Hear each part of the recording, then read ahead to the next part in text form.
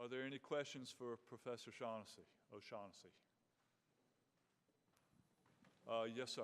Scott Johnson. In terms of the Army, you mentioned the dependence of the Army in terms of policing the slave state in the Caribbean. Were the Caribbean colonies also very cognizant of the possible either use of or withdrawal of the British Navy in terms of making their decisions or their fears?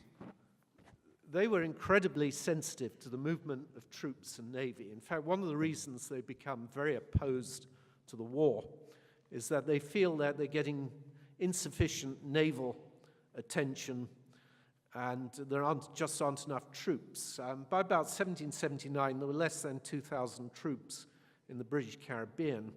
Now, they used to have a peacetime defense establishment of at least 1,500. So here in wartime, with the French and the Spanish about to invade, they just didn't have enough troops. The naval support, they thought, was inadequate.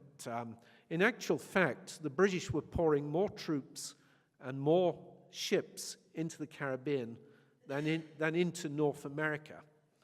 And this is something I hadn't even fully realized when I did my earlier book on the Caribbean. It wasn't until I started writing about General Henry Clinton during the second half of the American Revolutionary War, who's complaining that 5,000 of his troops, the very first order in his command was to send 5,000 troops down to St. Lucia, while he was expected to win this war with fewer troops and less naval support.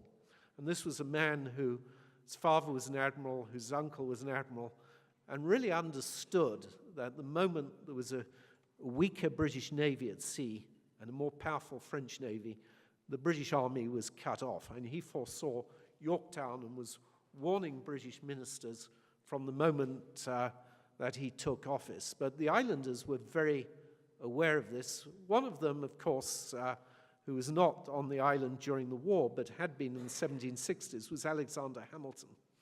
And I've always thought you could make a lot more. I mean, Chernow did a great job of finding material about his birth, but the mindset that went with growing up on these islands. And remember, the British Navy, when it was in full force, was larger than any city in America. And you know, Philadelphia was the largest, and we've scaled the population of Philadelphia down to about 30,000 on the eve of the American Revolution.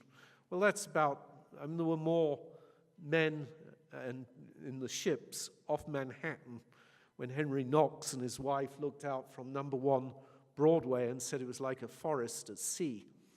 And imagine, though, Hamilton in Nevis, and that's New York. Imagine being on the little island of Nevis and watching the British Navy. No wonder he understood British power and wanted to emulate the system of credit and banking that could enable a smaller country than France to put those kinds of forces at work.